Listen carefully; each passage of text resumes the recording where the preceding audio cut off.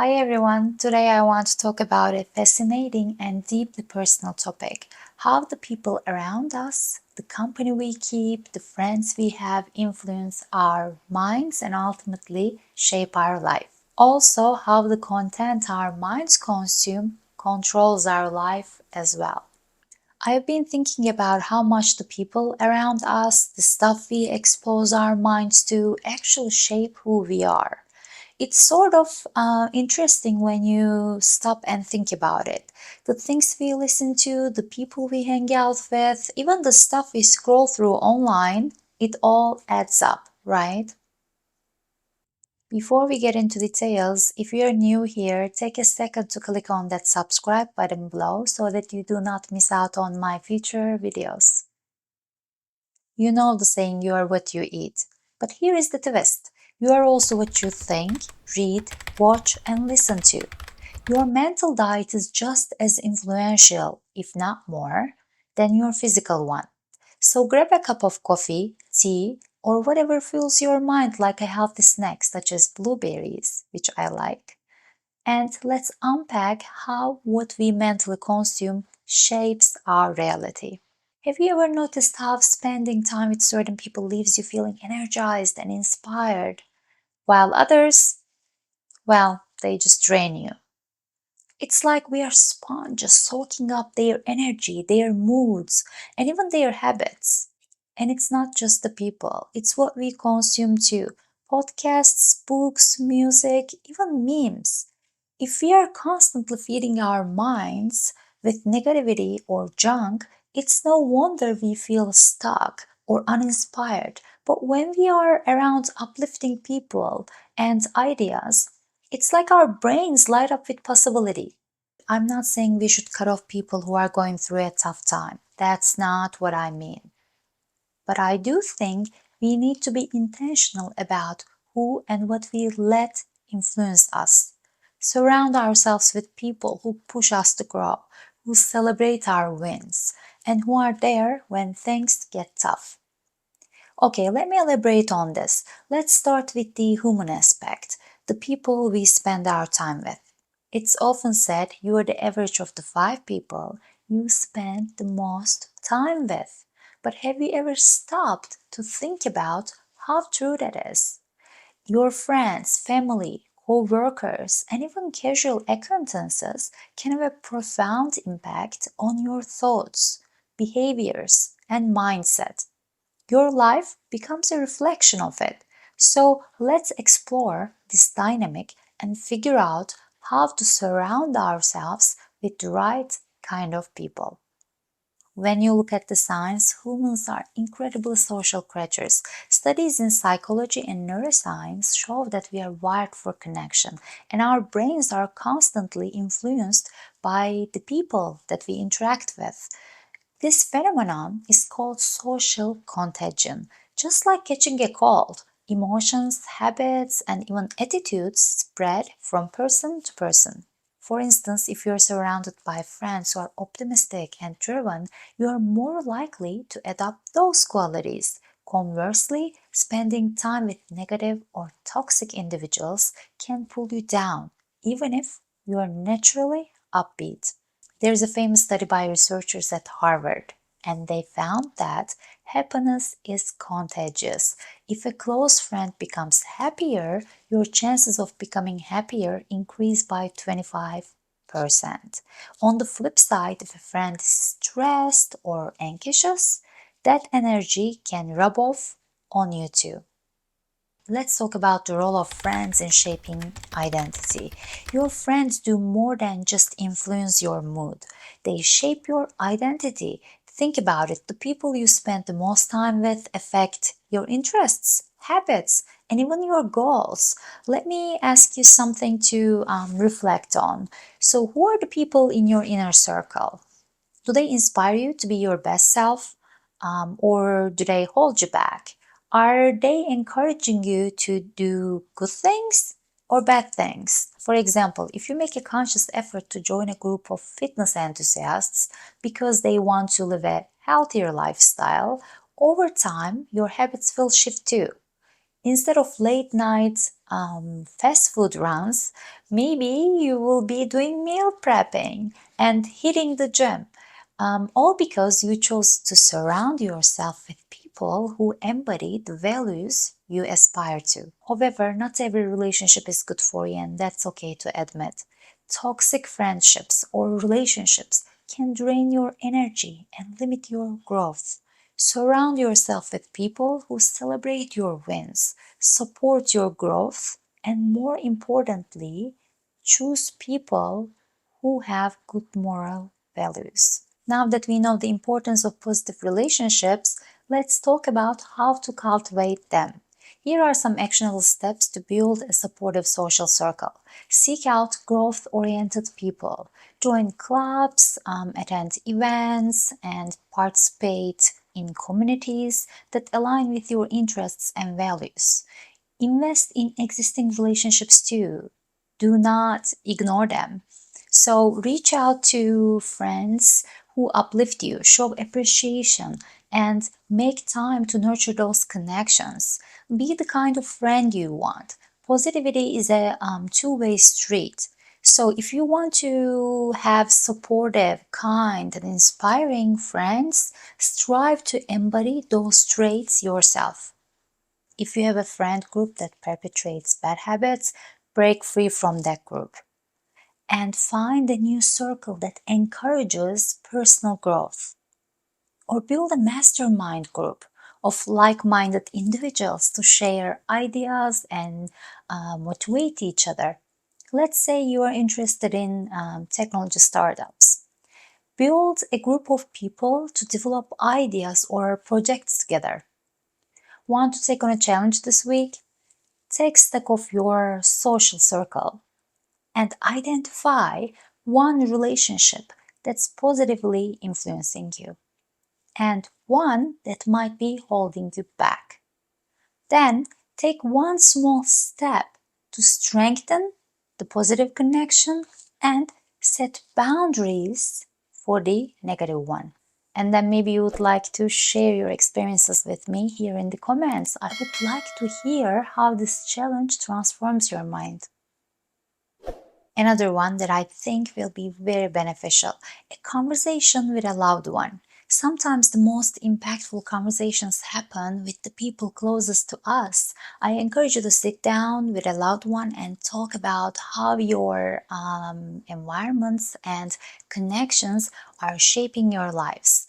I will suggest a few conversation starters. Question 1. Who do you think has influenced you the most in your life and why? Question 2.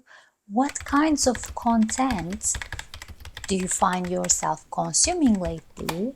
And do you think it's helping you grow or holding you back? Question 3.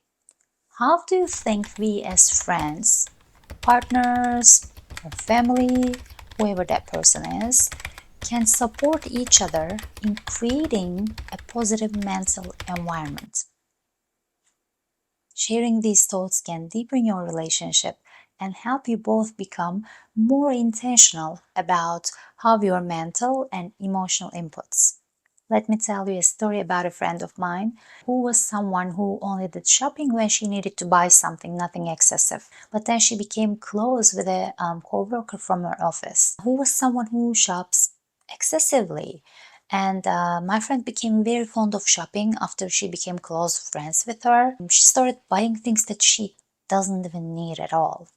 And I met her co-worker only like 2 times, but I did not spend much time with her, so I do not know, like if there's a personal story about this whole shopping habit, or, like if she got this habit from a family member or a friend. So I do not know about the backstory here. My friend started buying things that she doesn't even need at all. Like she used to buy some shoes that she liked, for example, but like, I mean, 5 or 10 different colors of the same thing.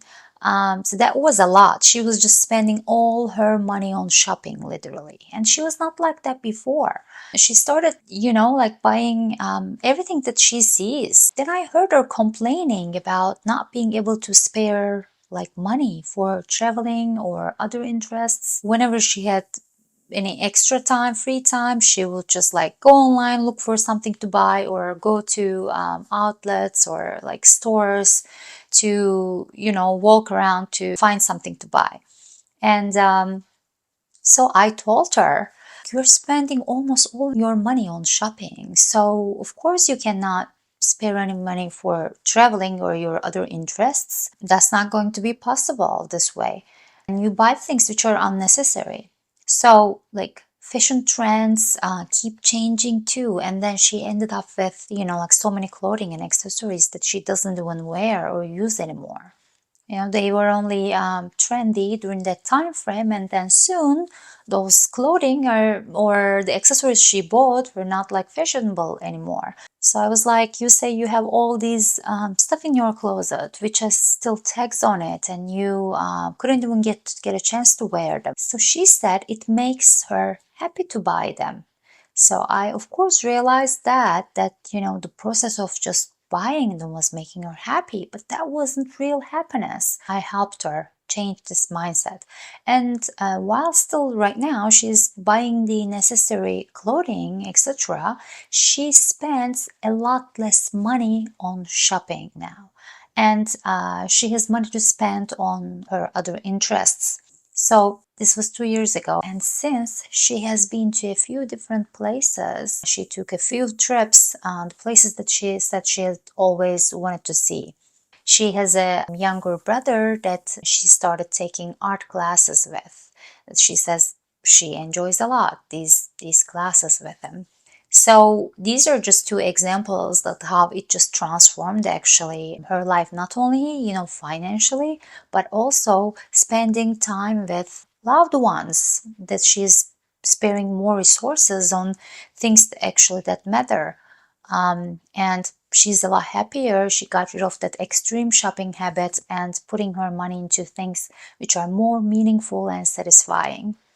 So until now, we have talked about how the people around us influence our minds and life. Now let's talk more about the impact of what our minds consume and explore the power of the mind and how to cultivate a life of purpose and growth. You are what you think, you are what you consume.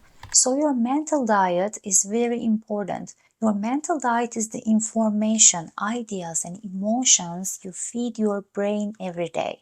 Think of it as an equivalent of your physical diet, but for your mind. Social media, news, books, podcasts, conversations, everything you expose your mind to becomes a part of your mental menu. Just like with food, not all mental calories are equal. Some are nourishing and empowering, while others are empty or even toxic. If you consistently consume negativity, comparison, or fear, it's like eating junk food all day. It will weigh you down. I have a question for you. Take a moment to reflect. What has been on your mental plate lately? Are you binging on anxiety inducing or depressing content all the time? Or filling your mind with uplifting, growth oriented content? Let's look at the science of influence. Neuroscientists have shown that the brain has neuroplasticity, which means it's constantly rewiring itself based on what you experience and focus on. So if you're consuming content that inspires your curiosity, resilience, and joy, your brain creates pathways that make those qualities easier to access. On the flip side, though, if you are bombarded with negativity or fear, those pathways strengthen instead. For example, think about your social media feed. If it is filled with inspiring creators, educational content, and supportive communities, it's like eating a balanced mental meal. But if it's full of negativity, outrage, or endless comparison, it's the equivalent of gorging on a bag of chips, momentarily satisfying but ultimately draining. So how can we take charge of our mental consumption? Here are some practical steps. 1. Audit your inputs. Spend a day tracking what you consume mentally. Write down every app you open, video you watch, an article you read. At the end of the day, evaluate.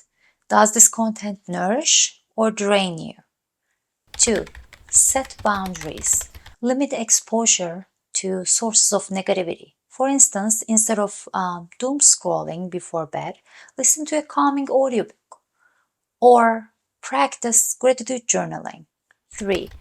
Choose high quality content. Invest your time in podcasts, videos, books, and conversations that challenge and uplift you. A great place to start? Well, this video, of course. 4. Practice mindfulness. Pay attention to how you feel after consuming content. If something leaves you feeling anxious or unmotivated, consider how necessary for you to keep consuming that type of content. The world we live in, the times we go through, has so many sad news, unfortunately. And we do not want to be completely clueless about what's going on around the world. We do not want to ignore the news, right? So it's not really an option to stop watching or reading news, but limiting the amount of negative news or any type of negative content would be helpful. Let's say you are watching a TV show full of people yelling, gossiping, etc. Cutting it out or replacing it with something more aligned with your goals would be good to do. If you switch from consuming 24/7 political commentary to sparing some of that time to learn a new language via podcasts or videos, for instance, that would give you a mental break, a temporary pause from stressful situations and allow your mind to relax and recharge a bit. The result would be improved mental health and a sense of accomplishment such as language learning.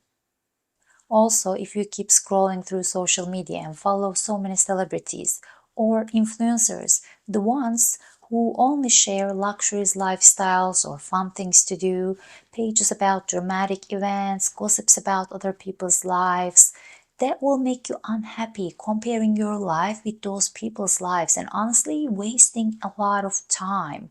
You might even get confused about what you want in life, what is real, what is not real. So it's not a good thing to do if you just like keep exposing yourself to this type of content. It's good to see different perspectives and different lifestyles a bit, up to a certain level. But you have to remember that, like everyone's situation is unique and one lifestyle that is good for someone may not fit someone else. And, like if you are exposing yourself to this content 24/7, that will be too much. That will be mind altering. So be mindful of who you follow. Think of someone who replaces several hours of social media scrolling with reading one chapter a day of a self help book, or listening to a podcast, watching a video that inspires or teaches him or her something useful. Think about how this would reshape your mindset or boost your confidence. Earlier, I suggested you take on a challenge this week to identify one positive and one negative influence out of your friendships, your social circle. And here is your challenge for the week when it comes to the mental content you consume. Conduct a mental diet audit. Identify one source of negativity and replace it with something uplifting.